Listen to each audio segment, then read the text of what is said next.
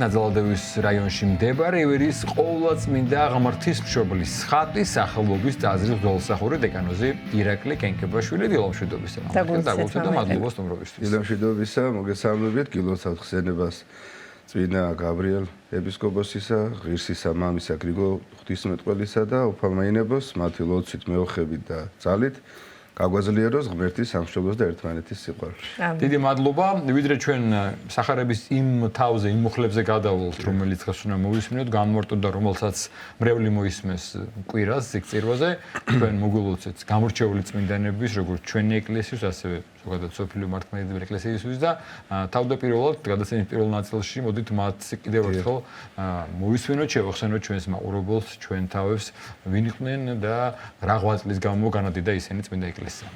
პირველ რიგში დავიწყოთ თქვენი შედარებით ქართველი წმინდანისგან, წმინდა გაბრიელ ეპისკოპოსი, გამორჩეული მღვდელმთავარი, ყველასთვის ნაცნობი, თავისი პიროვნები, თავისი ცხოვრები, თავისი დატოვებული უდიდესი მემკვიდრეობით ქადაგებებისა, რომელიც აი დღესაც სულად ყვებავს მორწმუნეებს, ვინც წაიგითხავს, ვინც გაიცნობა, საოცარია მისი აი ქადაგებების სტილი, ხელწერა, როგორი უბრალო, როგორი მარტოდ გასაგები, მაგრამ ამიტომ ძალიან დიდი სიბზნის და საღვთისმეტყველო ცოდნით გაჯერებული.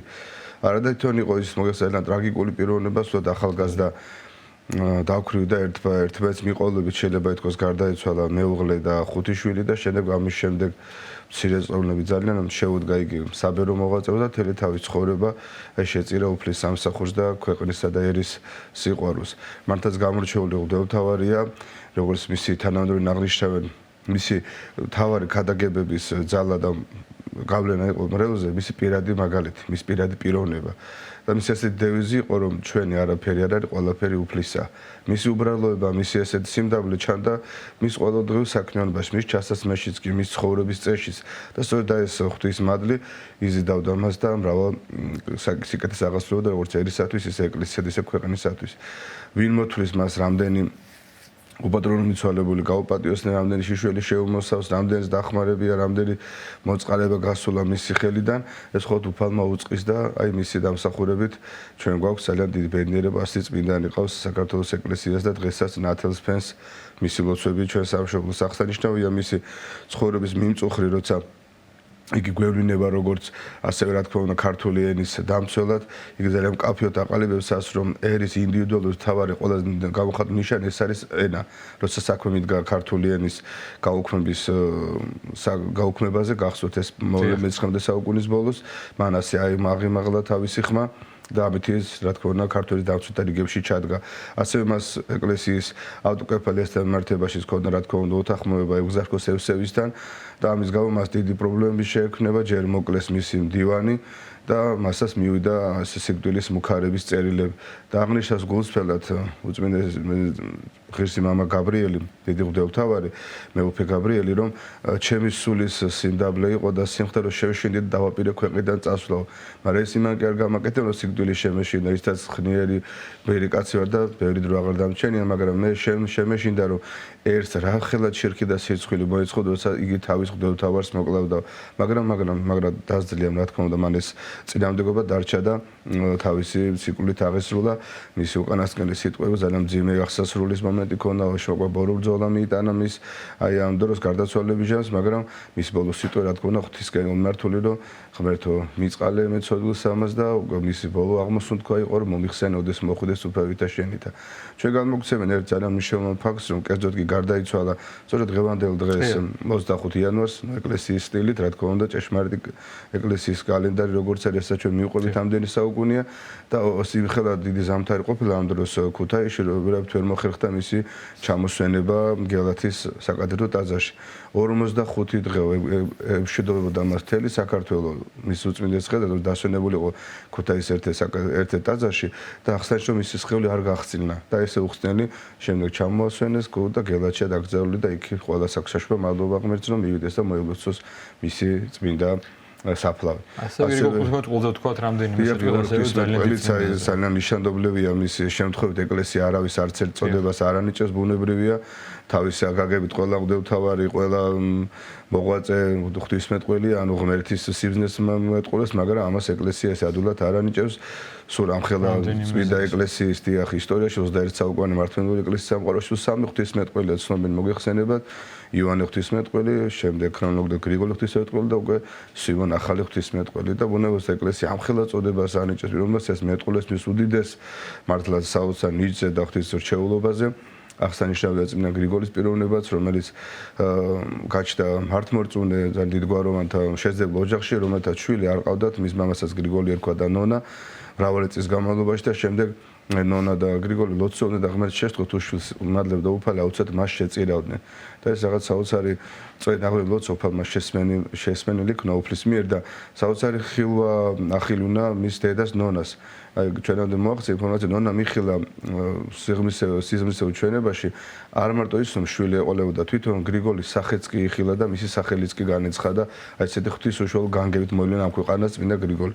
შემდეგ მან დიდი მისაფა გამოაჩინა ბუნებრივად სწავლის მიმართ მისი ნიჭერება აღსანიშნავი იყო შემდეგ წავიდა ცოდის მისაღებად ალექსანდრიაში შემდეგ ათენში და ერთ ძალიან მნიშვნელოვანი ეტაპია ამ მოგზაურობაში რომ იმდენად იყო დაწაფებული და შრომის მიღებას რომ ცოტა არ იყოსო უცუდი დროში არ შევარჩიო აღნიშნავს თავის ცხოვრებაში სამოგზაუროდ მაგრამ ამ დროს ზღვაზე ღების პერიოდი იყო და მართლაც კონსულ კიპროსთან საშინელ ღელვაში მოყვა მისი ხომაცადაც იქ გრიგოლ ღვთისმეტყველი მგზავრობდა და აშკარა დაღუპვის წინაშე დადგა მთელი ხომალდი რა თქმა უნდა ახალგაზრდა გრიგოლი და ეს საოცარი მხურვალე ლოცვა აღულენია წმინდა გრიგოლს აი მთელი ხომალდის თვალწინ რომ მან უფალს ესე შეევედრა რომ უფალო თუ ეხლა ამ განსასწრაფთლისგან მიხსნი პირდები რომ მთელ ცხოვრება შენ შემოგწირავ და თუ დაიღუპები შენ ჩემი სახით ერთგულ მონას დაკარგავ აი რაღაც თითქოს რაღაც კარნიერი მაგრამ გულწრფელი ლოცვა უფალმა ყისიერად შეისვინა და მაშინე ზღვა დამშვიდა დაწყნარდა იმხელათ ეშთამბეში და ვიყო რომ აღნიშნავია რომ მთელი ხომალდის გზავრი დიდი პატივისცემით და მალდერებით და წვენით განეწყვნენ გრიგოლის ღმერთის იესო ქრისტეს მიმართ. შემდეგ იქ მან მიიღო მართლაც დიდი განათლება ათენში არა მარტო საეროვნო საღვთისმეტყველოს და რაც თავარია შეიძინა უდიდეს მეგობარი სულიერი წმინდა ბასილი დიდის სახით რომელიც რათა მეგობრობაც მთელი ცხოვრება გაგრძელდა. შემდეგ იგი ხელდასხმული იქნა მუდოლად, ბასილი დიდმა დააპირა მის ეპისკოპოსად კურთხევა, მაგრამ ამაზე უარი განაცხადა სიმდაბლის გამო წმინდა გრიგოლმა გამოერიდა მაგრამ როგორც ჩანს ღმერთის ხანერად ფიქრობდა ბუნებრივია მას მალევე მოუწოდეს კონსტანტინოპოლის კარზე ეკლესიის კარზე და იგი დადგენილი იქნა კონსტანტინოპოლის ანუ ბიზანტიის ეპისკოპოსად თავარ ეპისკოპოსად. სადაც მან ცოტა ხანი იღვაწა რამაც სულ 13-14 წელიწადი მაგრამ ძალიან დიდი მნიშვნელოვანი როლი შეიტანა და წვლილი მართლმადიდებლობის გამარჯვებაში არიანელ ერესებთან ამ დროს მიუხედავად პირველი მსოფლიო კრების ჩამთავრებისა მართლმადიდებლობის გამარჯვებისა არიოზის ერესზე მაინც იქ მრავალმა ეპისკოპოსმა სრულ ეპისკოპოსმა მოაწერა ხელი ამ დადგენილებას თითქოს ნანოვდნენ ამ არიანულ მიმდევრობას და მართლმადიდებლობას ეთანხმებოდნენ შენზე განაგზეს თავის საქმიანობა ხელი შეუწყო იმანაც რომ კონსტანტინეს შემდეგ არიანელი ეპისკოპოსი აღსაყდა იცით სამეფო ტახტზე და საჭირო გახდა მეორე მსოფლიო კრების მოწევა რომელსაც წინა პერიოდში უკვე კონსტანტინოპოლის თავარ ეპისკოპოსია წმინდა გრიგოლი წარმოთქვამს ხუთი სიტყვა არიანელების წინააღმდეგ აი ესე ამ საოცარი სიტყვა ღვთისმეტყველებით გაჯერებული დამტკიცებული გამარტებული უსრულესად იესო ქრისტეს ღვთაებრობის და ზეღვთის ღვთაებრობის და ჭეშმარიტი ღმერთობისა რამაც დიდი დარტყმა მიაყენა არიანელებს და საბოლოოდ მათი დამარცხებით დასრულდა და გაფორმდა ეს გამარჯვება მეორე მსოფლიო კრებაში.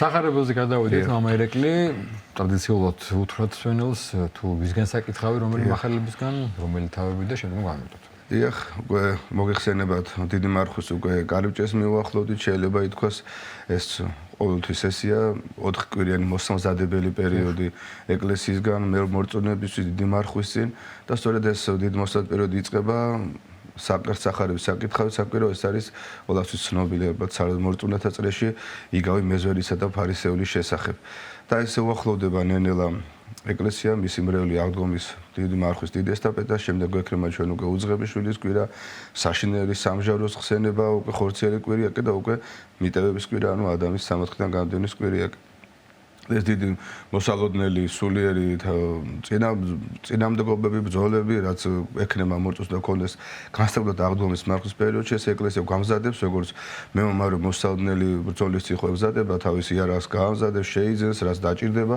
ასევე სულიერ საჭირო სულიერ იარაღს ამზადებს მორწმუნე თავის შინაგანში სულში ძლიერდება იმოსას ღვთისმაც რომ მომზადებული შეუდგეს უშუალოდ მარხვის ესტაფეტას და ეს ყველაფერი იწყება მეზვერი და ფარისევლის შესახებ ეს ლუკა მახარებელთან ხვდება ეს იგავი მხოლოდ და მხოლოდ ვიცით მისი შინაარსი ორი წუთით გავიხსენოთ თქვენის ნებართვით პირველ რიგში აღნიშნოთ აი ამ სახარების სანამ ამ იგავს სიტყვის მაცხოვარი იქვე წინა მუხლია სადაც ამ იგავის თქმის მიზანია ჩვენთვის გაცხადებული კერძოდ რქვაუფალმან იგავი ვიეთამე სვენელთამის და რომელთა რომელთაც საკუთარი თავი მართლად ეგონათ და შეურაცხყოფენ მოყვასთათვისთავ.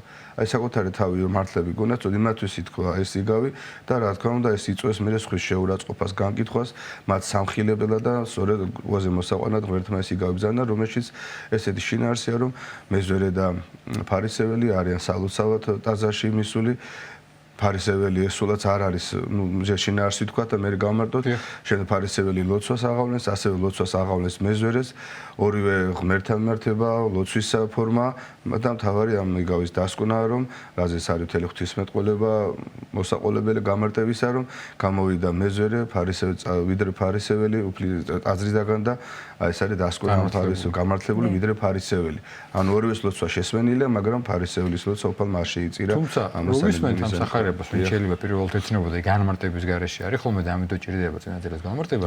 თითქოს ფარისეველი არაფერს უცნობს. პირიქით ეხლა რომ ყველაფერს ვიცავ, ვიმარხავ. ფარისეველებმა იწოდნენ ზედმიწევნი წმინდა წერილი. მაგრამ ერთ დეტალს ეძახეს ბოლოში, რის გამოც ეს არის ზუსტად. რის გადა შემთხვევ პირიქით ხდება ზორესთან რომელიც თავს ვერ წევს უკან დგას და იძახეს ღმერთო მილხინე წოდებს ამას. მოდით განმარტოთ ხო ახლა თან ეს. ახლა განმარტოთ თვითონ სახარება ისე შინაარს გავყვეთ რომ საერთოდ უნდა ვახსენოთ წმინდა წერილი ყველასათვის მორწმუნეებისთვის არის სიცოცხლის წიგნი ჩვენთვის ერთგვარად სულის სარკეა სადაც რიგების ზოდაში უფალი გვამხეს რიგების ზოდაში განგვსწავლის უფალი გვასწავლის სახარების ჭეშმარიტებით როგორები უნდა ვიყოთ და როგორები არ უნდა ვიყოთ და ძალიან ძნელია წმინდა წერილის გაგება ზოგს მრევლს ვეუბნებით ხოლმე ვამბობთ აი ვერ იგებენ თითქოს რომ წმინდა წერილი ჭირდება აუცილებლად გამარტება იმიტომ რომ ისი ტექსტი არის როცა გარკვეული ტექსტები უნდა გაიგო ბუკვალურად როგორ წერია თუმცა იშვიათია ასე ტექსტი და უფრო მეტად არის ალეგორია ანუ ადამიანური სიძე ადამიანური გაგებით სახარება მარტო არ გაიგება კერძოდ ეხლა ჩვენ ამ იგავის მაგალითზე ვთქვათ რომ წავიკითხოთ გამოდის რომ ფარისეველი ნამდვილად კარგი კაცია და მეზვერე ცუდი კაცი ყველამ ვიცით რომ ფარისეველი როგორ იყო ცხოვრების ფარისევის მისწვით უყოდ ანიშნავს იმ გაგებით ჩვენ დღეს ფარისეველი გვესმის და ვხედავთ უამრავ საზოგადოებაში სამწუხაროდ ფლიდით მატყوار ადამიანი ფარისეველი ეს იყო რჯულის აღმასრულებელი, რჯულის ერთგული, განსაკუთრებულად მისაბაძი მაგალითად რჯულის აღსრულებისა, რისაც კარგად ჩამოთვლის ხსენებული ფარისეველი და მეზვერე იყო სახესიმბოლო ცოდვისა, ხარკის ამკრეფი, მტრისაგან დადგენილი, საკუთარი ერით წერიდან გამოსული თან ებრაელი პიროვნება, რომელიც ესე ერისგან ყველაფრის ფასად ბოლო კაპიკებსაც ამოიღებდა და აგზავნიდა მტრის ხაზინაში. საზოგადოების მხრიდან შესაბამისი დამოკიდებულება. ფარისეველი იყო პატივდებული, ყველასგან გამორჩეული, მისაბაძი მაგალითი, მაგრამ მეზვერე როგორც ცოდვისა და სირცხვილის და ღალატისა და რენეგატობის სიმბოლო. და ჩვენ ადვილი გაგებით ფაქტიურად გამოდის ფარისეველს უნდა მივბაძოთ, მეზვერეს არ უნდა მივბაძოთ, მაგრამ აი გვამხელს უკვე სწორედ ამ სახარებისეული იგავის დასკვნა, რომ გამოვიდა მეზვერე გამართლებული უფრო ის ვიდრე ფარისეველისა. რაშია საქმე? აი ნახეთ მივყვეთ სიტყვით პირველ რიგში ფარისეველი მართლაც არ არის ცუდი პიროვნება. აი ჩვენ ხშირ შემთხვევაში გვჯობია კიდევაც ჩვენ თავს რო შევადაროთ. კერძოდ როგორ იწყებს ლოცვას ნახეთ იგი გმადლობ შენ ან მადლიერებით ეს მისაბაძია ეს უნდა ვისწავლოთ ნამდვილად ჩვენ ყოველას გვავიწყდება სამწუხაროდ მადლიერება ღვთისა იშვიათად რომ ადამიანი ეკლესიაში მადლების ლოცვას აღავლინდეს. როგორც წესი კარგ შემთხვევაში ეს ძალიან კარგია მაგრამ უფრო ხშირად არის ჩვენი ლოცვების სავედრებელი სათხოვარი სულიერ თუ ხორციელი ნაკლოვანების გამო. მადლობით იწყებს. შემდეგ აღნიშნავს ფარისეველი რომ იგი არ არის ტაცებელი ცუდა მემრუში. ესეც შესანიშნავი თავის აღიარება რატო უნდა იყოს ადამიანი მემრუშე და ცრუდ ტაცებელი არ უნდა იყოს მაგრამ ამას ხაზს უძლებს პარისეველი და ზოგს ესეც გვესწავლება, იმიტომ რომ სამწუხაროდ ზოგს ეს მომენტიც არ აქვს მოგვარებული. ასევე ხას უსვევს შემდეგ თავი როგორი არ არის და შემდეგ როგორი არის, ახსენებს ღმერთს, თითქოს ღმერთმა არ იცის ეს ყველაფერი, რომ ორგზის იმარხავს შაბათსაშინა, მიათეთს შესწირავს თავისი მონაგებიდან, ანუ რჯულის არის არა მარტო სულ აღასრულებს, ზედმეტადაც აღასრულებს, ჭარბად რატომ ეძახ ზედმეტად, უფრო აღმატებით აღასრულებს ჯულს, რატომ რომ მაშინდელი ჯული და ჯული წედადაწმენდა იყო, მაშინდელი მორწმუნე საზოგადოებას, ფარისეველი ქემაის თუ ჩვეულებრივი მრევლი, ჩვენგან განსხვავებით ისინი ძალიან ყურადღებას უთმობდნენ ჯულის აღსრულებას, კერძოდ მათ მოეთხოვებოდათ ერთ გზის კვირაში მარხვა ერთი დღე, მაგრამ ამბობს ფარისეველი ორგზის იმარხავს. ეს კი გადაჭარბებლად აღასრულებს ჯულს, ღმერთმა უშევლოს მისაბაძია. ასევე ყოვლისაგან მონაგებისა მიათეთს შევწირავ. რა თქმა უნდა, ებრაელებს ჯულით ევალებოდათ ეკლესიის შენახვა, იქ მღვდლებისა და ლევიტელების, ამიტომ მონაგებიდან მიათეთს წირავდნენ, ეს ამას ძალიან მკაცრად თვითონ აკონტროლებდნენ და ღვთის მოშიშები და წვენით აკეთებდნენ მაშინდელი იუდეური მორწმუნე საზოგადოება, ოღონდ არა ყოვლისაგან მონაგებისა. ანუ გარკვეული შემოსავალი ქონდა ებრაელის მრევლი ქემაის თუ ღვთისმთავარი თუ ფარისეველი თუ ლევიტელი, ისინი სამღვდელობა იყო, მაგრამ მრევლს გულისხმობ გარკვეული მონაგებიდან მიათეთს შესწირავდნენ. მაგრამ ამბობს ფარისეველი, მე ყოვლისაგან მონაგებისა. ეს უფრო აღმატებული რჯულის შესრულება, რადგან თუ რამე კი შემოსავალი ქონდა, მიათეთს წირავდა ეკლესიას და სასულიერო დასს, რა თქმა უნდა, მისა პიროვნება. და შემდეგ დასამტკიცებლად იმისა, რომ როგორი კარგია, აი შეავლებს თვალს მეზვე იტყვის, რომ და არა ვარ ისეთი, როგორიც აი ეს მეზვერე თაგანი.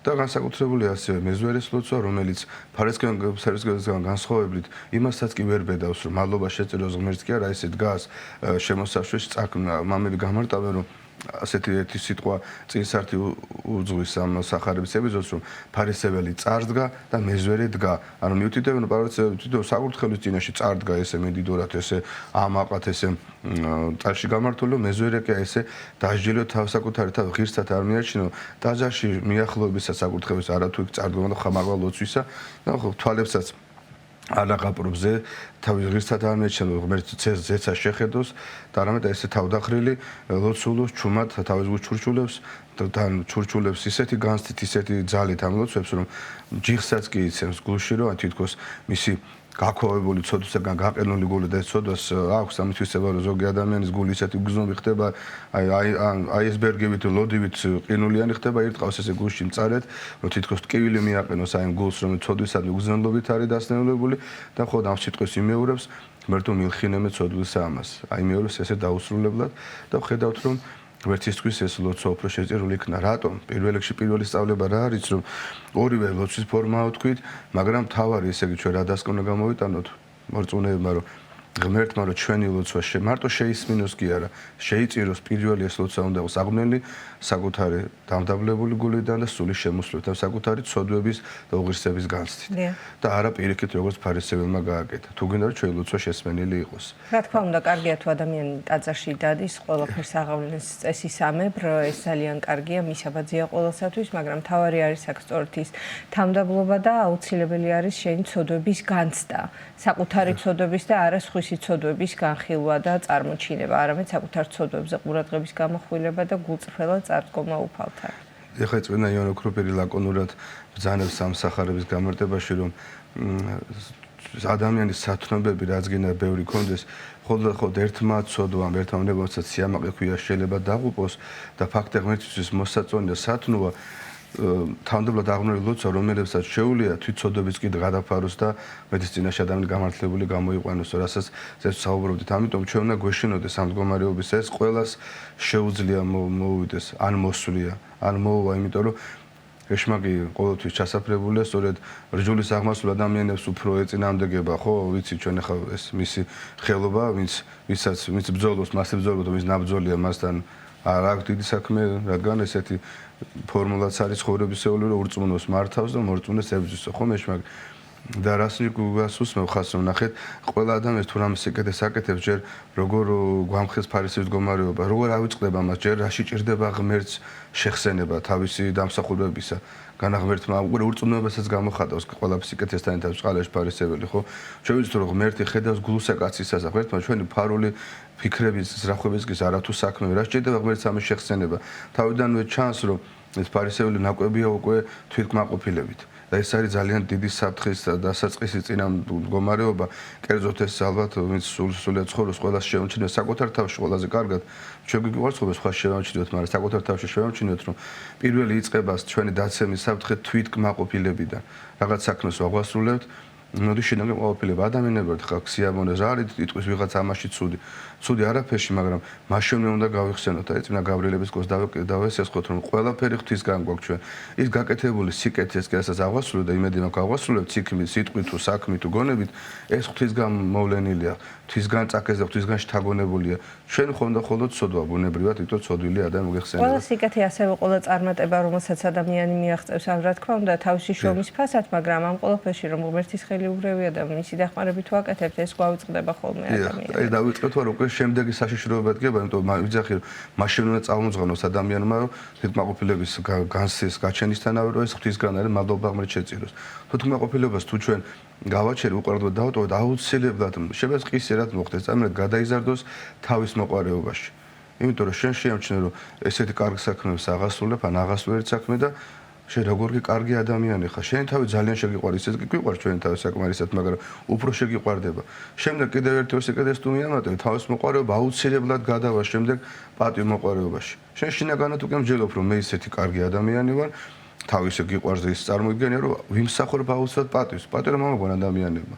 ეს ხალხან ეშმაკი ისეთი ეშმაკია, გვიწყოს ამაში ხელს და შემდეგ უკვე მოდის უფრო უარესი მდგომარე უკვე დაცემა ადამიანს, რასაც დიდების მოყარეობა ქვია. და ადამიანის თანამები არიან ჩვენს გარშემო, ჩვენში მოგვივიდეს ან მოგვსვლია, რომ ჩვენ გაკეთებული საქმეების გამო მარტო მადლობას კი არ ვითხოვ და მოველეთ საზოგადოებისგან, პიროვნებისგან, პატივისცემას კი არა. გვინდა რომ გვადიდონ და გვაქონდა ზეცას შეგვიყვანო ჩვენ დამსახურების გამო და ერთი ნაბიჯი ღარჩება ადამიანის მართლა დაღუპვის გამო, ესაც შეიძლება აპარტაუნების საშინელი ცოდვა ქვია. და ეს გზები გასავლელი რაც აქ ეშმაკ ჩვენ სულში უნდა მალევე გადაუკვეთოთ, რომ არ მივიდეთ დაცემდა აპარტამენტთა შემოსრავს ღმერთი 100 წელი გვასწავლის, ხოლო დაბალთა მოსცემს მადლს. ამაირეკლი. თუ რო გადმოვიტანოთ დღევანდელობაში, რომ ისე არ მოხდეს, რომ თითქოს რაღაცა შემთხვევით მოყვა ისე გავიმარცხო და ჩვენ გვეხება. გვემართება ხოლმე ადამიანებს და კარგი მაგალითია ფარისეულის და მეზურის, რომ აი დიდი ხანი დავდივართ, მე უკვე ბევრი მარხვა ჩავატარე, უკვე ავალი წელია ვდგავარ და მე უკვე ჩემი ადგილი მაქვს ეკლესიაში, შემიძლია ვიხმაურო ვიღაცას ხრას რომ შენ რომელი ეკლესიის პრევლი ხარ, შენ ჩუმად იყავთ მითება. ან მარხვაშია ხოლმე, აი რომ ადამიანს დიდი ხანი მარხობა და ახალი დამწყებია მარხველი და შენის შეიძლება გვაქვს თუ არა ეს ამ ფარისეულის მდგომარეობას და არის თუ არა ძალიან საშიში მდგომარეობა ეს. ძალიან საშიში, აი ძალიან ეს უფრო საშიში ის არის, რომ თვითონ ვერ ხვდება, ვეღარ ხედავ სამთავროს დასამგრელოს ფარისეველი. ძალიან თვითონ რაღაც სტაჟი განაპირობებს წინსვლას. დიახ, ძალიან დამღუპელი. შეიძლება დააყოლოს კიდევაც ხოლმე ახალი მასულტაციაში. ამას არ დაგიდებს, სულ არ ადარდებს. აი სწორედ უკვე იმ სტადიაზე, რასაც ვიძახი, იმხელა უკვე პატივმოყარეობაში, მის მოყოლება გადას თავის მოყოლებაში, ის უკვე პატივს ითხოვს და უკვე იმხელა თავისუფლებას აძლევს, იმას იმხელა პატივისცემ პიროვნებაა უკვე მოელის რომ მას უფლება აქვს თავისთავად აძლევს უფლებას რომ ეკლესიაში მითითებების გასცეს მოგეხსენება და სხვები განიკითხოს და სხვები განიკითხოს. აი რაც ყველაზე მთავარია, რაც შემდეგ მის დაღუპვის უკვე გაფორმება ხდება, დაღუპული უკვე არის, მე ვთქვი, დაცემული ადამიანი როცა ასე ფიქრობს, იმიტომ რომ ცოდვას ვეღარ ამჩნევს თავის თავში. და ასოდან მამები გამგვიმარტავ, რა ადამიანს სათნოები კონდეს და გამშვენებული იყოს, შეიძინოს ღვთის მადლით. ერთადერთი ცოდვა, რომელსაც ეს ქედმაღლობა და სიამაყე აპარტამენტ მოქვია, მას ღუპავს. და პირიქით, შეიძლება სხვა სათნოები არ კონდეს ადამიანს, მამები გვანუგეშებენ და კონდეს ცოდვა და სიმრავლე, მაგრამ თუ ეკემა თავმდაბლობა, ჭეშმარიტ თავმდაბლობა ყოთ ის ყველა მის ცოდვას გადაფაროს. მამებისგან შედარებულა თავმდაბლობის სათნოები ერთგვარად ამ სცენარის ფესვი რომ წარმოიდგინოთ, რომ თუ ფესვი მყარია და ძლიერია, ხეხელი შეიძლება ამოსდილი იყოს, ხეც კი იყოს, მაგრამ რომც ეს ჩვენი სათნოები შევადო, ჩვენი ცხოვრება, აი ბოლომდე რომ ვიღაცა მოკვეთოს, ტოტებით ჩამოსხიბოს, ძირში მოკვეთოს, თუ ფესვი ჯანსაღია, კიდევ აღმოცენდება ეს სათნოები ცხოვრება და თუ ფესვი ან ძალიან უბრალოდ სუსტია, ან განუვითარებელია, ან არც არ არის ფესვი, რაც აგნა ლამაზი და დატოტვილი ხედავთ, ის აუცილებლად წაიქცევს იმის ვერი ქარის დაბერვას. ამიტომ ჩვენ უნდა გქონდეს თავარი რაც უნდა მოგვიტანოს ღმერთმაქანას, ერიქემა თუ ბერი ეკლესიაში მსახურებან წლობით გნებავთ ეგრეთ წოდებულმა სტაჟმა, ეკლესიურობის ხშირმა ზიარებამ აუცილებლად სიმდაბლე არის საზომი ჩვენი სულიერებისა. ყველას ლოცვას არ ზიარებას საზიარებს და ეკეთება ყოველგვარი. თუ ეს გაგვიკეთებია, მაშინ რისთვის ფაქტი ისთვის კითხვა, რადგან მოროდებს სამონი ხომ დიდებულია თავის გამარტებით, მაგრამ სწორედ ძალიან ცალსახად არის გადმოცემული გასაგებად, რომ სხვერპიხთ ის არის ხოლმე სული და შული შემოსული და გული დამდაბლებული. ცოდის გამო დამდაბლებული გულს იწირავს ღმერთთან ასეთ ლოცვას.